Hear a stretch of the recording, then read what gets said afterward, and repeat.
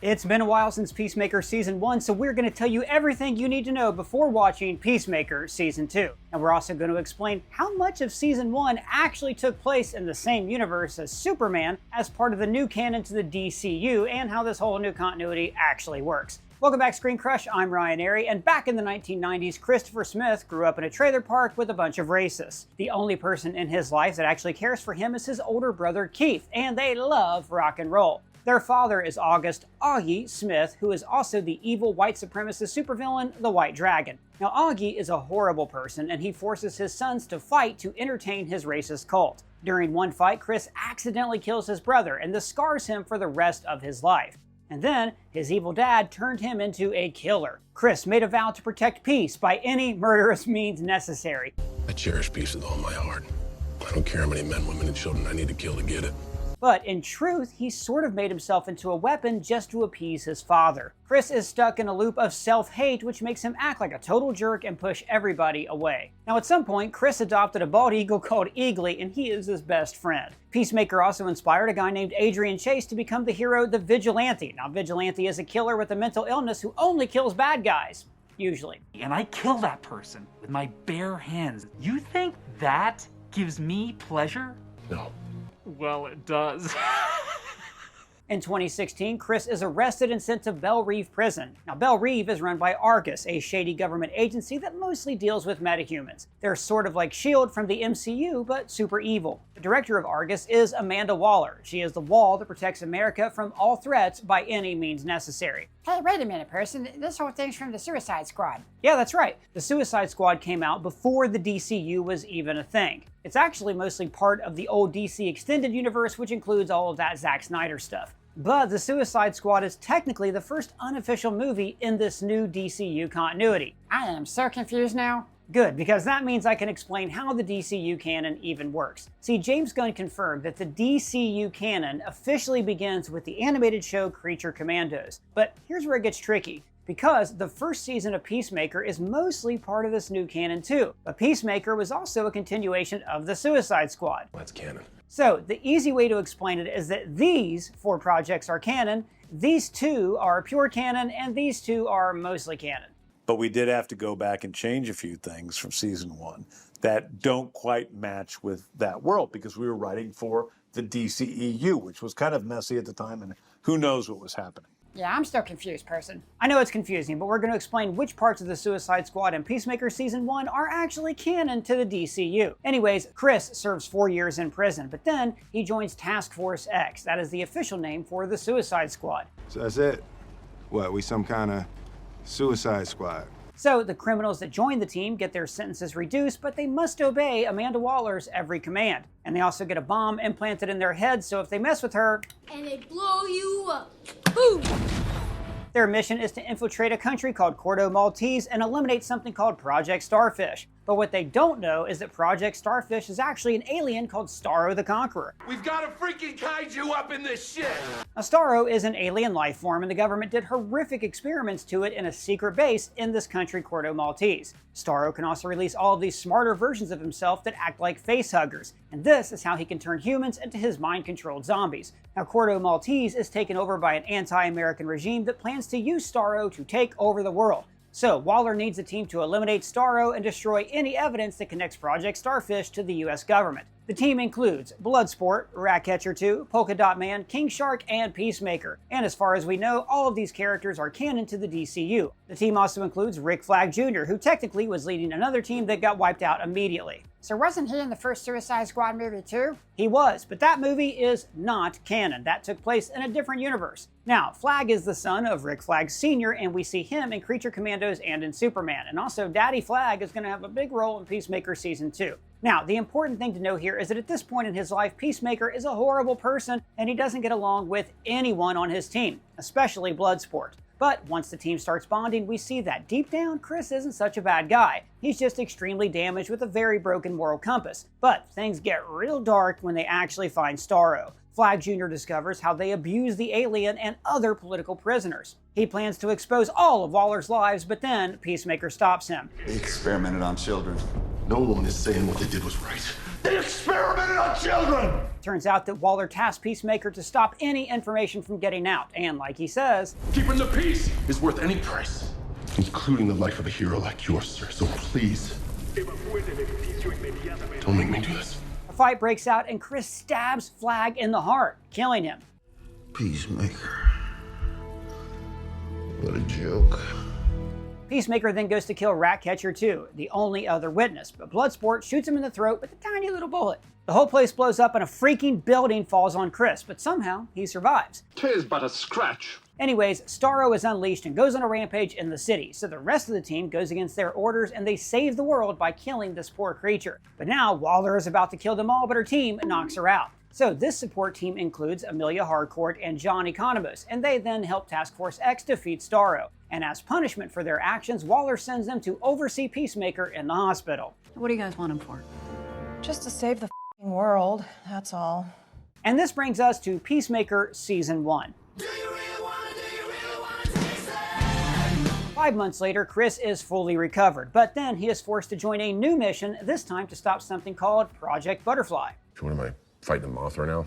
Now, the butterflies are alien bugs that take humans as their host by entering their body and nesting in their brains. The butterflies infiltrated humanity and they control many people in power. Now, this new team includes Amelia Harcourt, John Economos, and Leota Adebayo. And their leader is the mysterious Clemson Mern.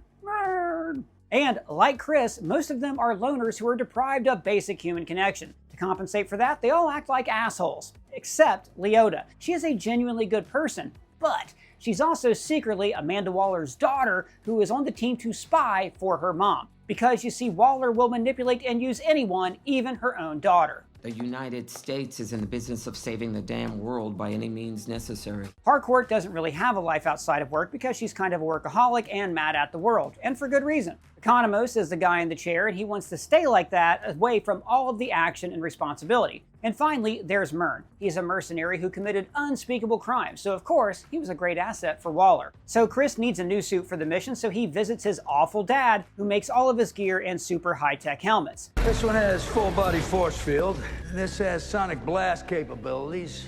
You need to breathe underwater, then this is the one for you. This one has X-ray vision. See, Augie keeps his gear in a pocket dimension in his closet called the Quantum Unfolding Storage Area. How is it so big in this place? It's a quantum unfolding storage area.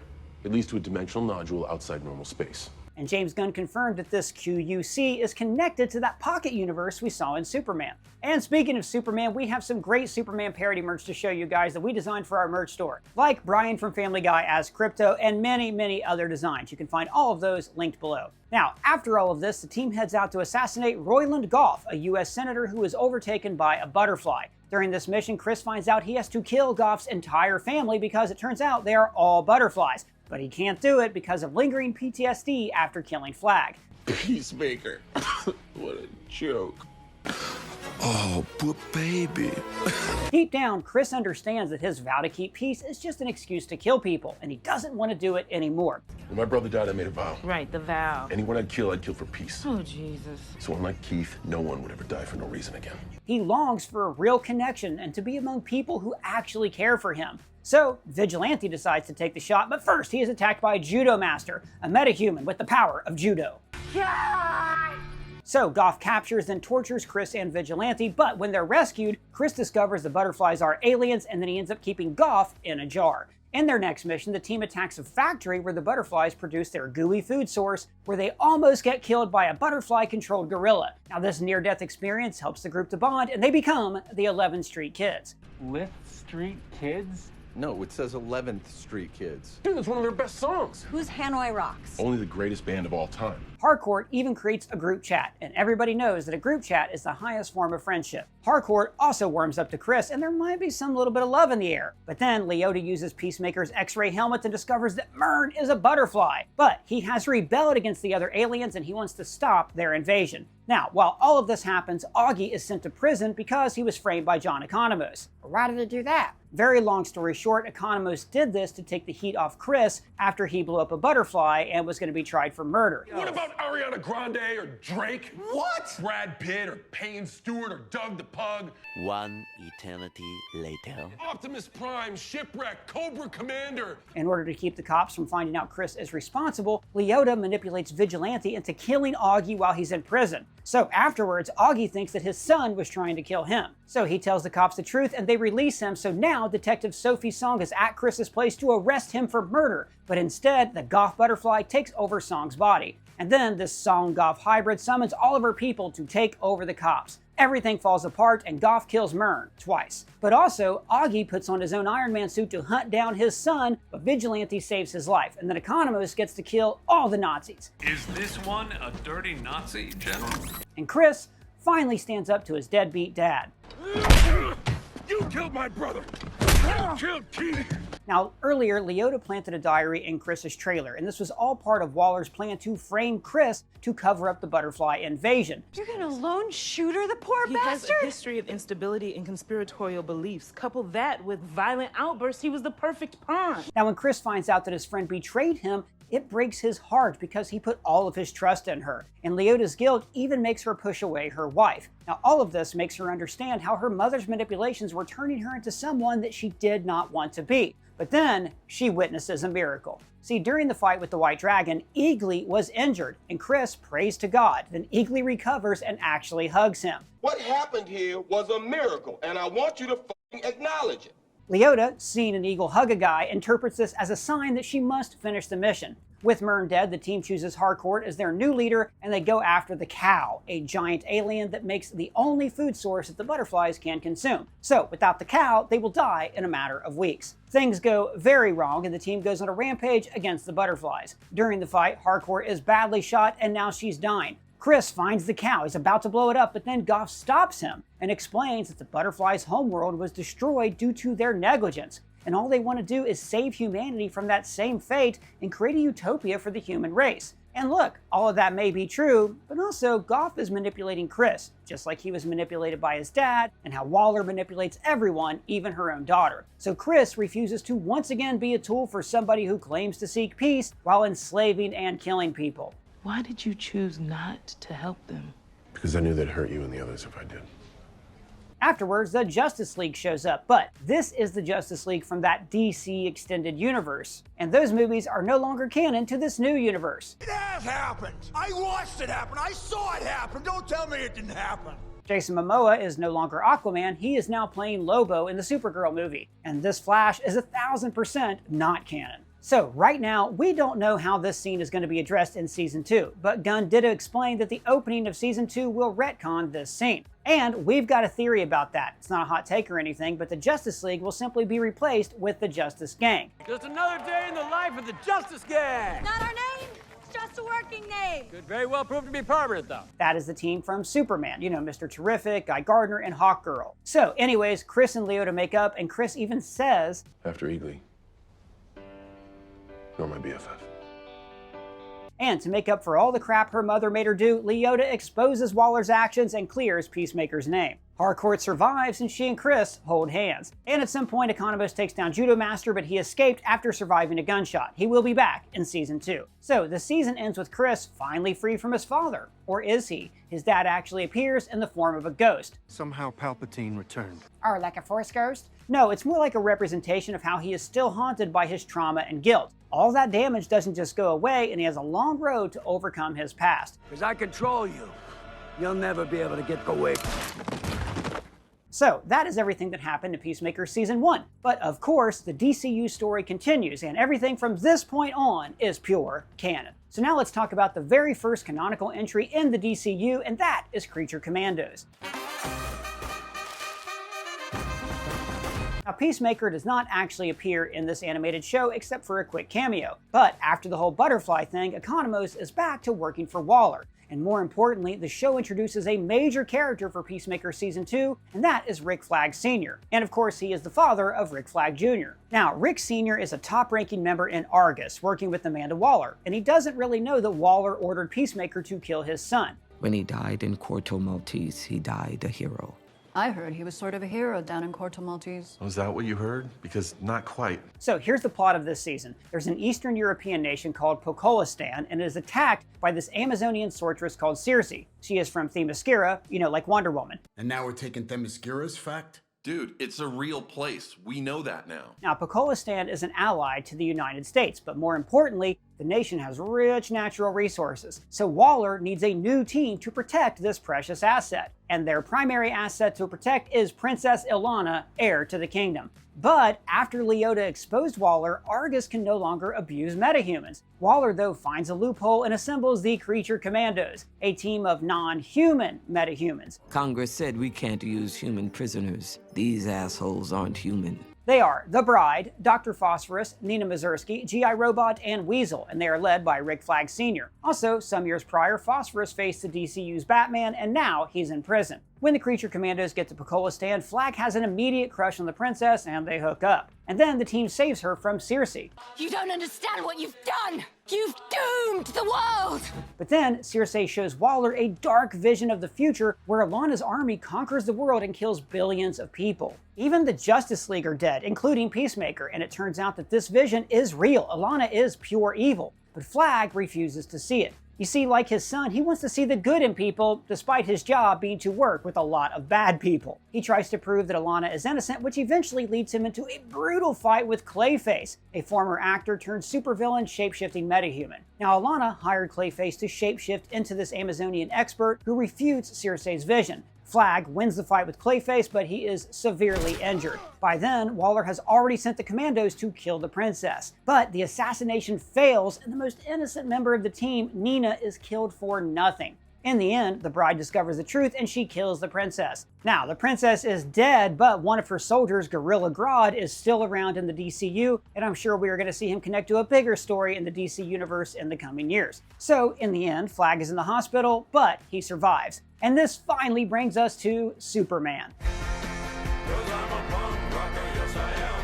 Flag recovers, dyes his hair black, and replaces Waller as the director of Argus. Flag and other key people in the government then meet with Lex Luthor. See, Lex wants the Defense Department to hire his metahumans and soldiers to take down Superman. This is after Superman intervened in a war between the countries of Baravia and Jonapur, and this led to somebody called the Hammer of Baravia attacking Metropolis and giving Superman his very first defeat. But it turns out the Hammer is actually Ultraman. He is a clone of Superman created by Lex Luthor. And since everybody loves Superman, the government blocks Luthor's attempts to create his own private metahuman military force. And there's something important to note here. Flag, at this point, actually supports Superman. Big Blue stopped the war.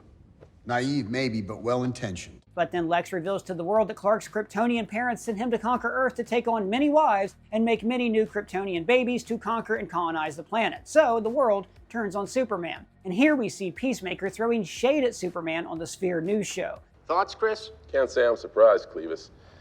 It's guys like this, they always got a whole bunch of dark, ugly secrets. This is an anti-metahuman talk show that's probably owned by Lex Luthor. Clark then turns himself in and he gets arrested by Flag. But due to complicated bureaucracy, Flag is forced to surrender Superman to Lex's custody, and Lex imprisons him in his pocket universe. I replicated the Big Bang with a Luthor Corp Mega Collider, tearing a tiny hole between the two universal fabrics.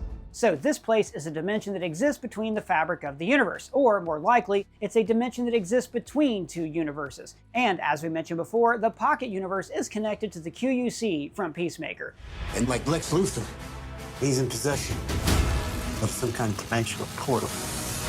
So this could explain how Chris is going to use the QUC to enter an alternate universe in Season 2. But that is a video for another time that we actually already made right here. Anyways, Lex uses the Pocket Universe like a prison, and one of the prisoners is Rex Mason, aka Metamorpho. He can transmute his body into any element, and Lex forces him to create kryptonite. And while all that happens, Lois Lane seeks out help from the Justice Gang to free Superman. Also, Lois and Superman are dating and very much falling in love. Now, the Justice Gang are a super team financed by Maxwell Lord, and their base of operations is the Hall of Justice. Superman is their friend, but they don't want to mess with the government. However, Mr. Terrific teams up with Lois, and they free Superman, Rex, and his disgusting green baby. Also, Mr. Terrific is one of the smartest people alive, and he is one of the most badass dudes in the DCU. Afterwards, Lex throws a temper tantrum and creates a rift that tears Metropolis apart. 1A!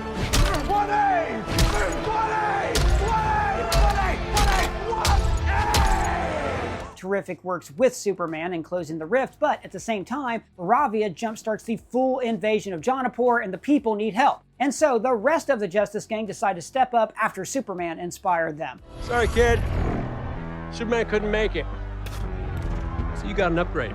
Guy Gardner wipes out the army with his power ring, which allows him to create and construct anything he imagines. At the same time, Hawkgirl just straight up kills the president of Baravia. Metamorpho also arrives to stop the invasion, and later he joins the team. Justice Gang? That's a cool name. You're in.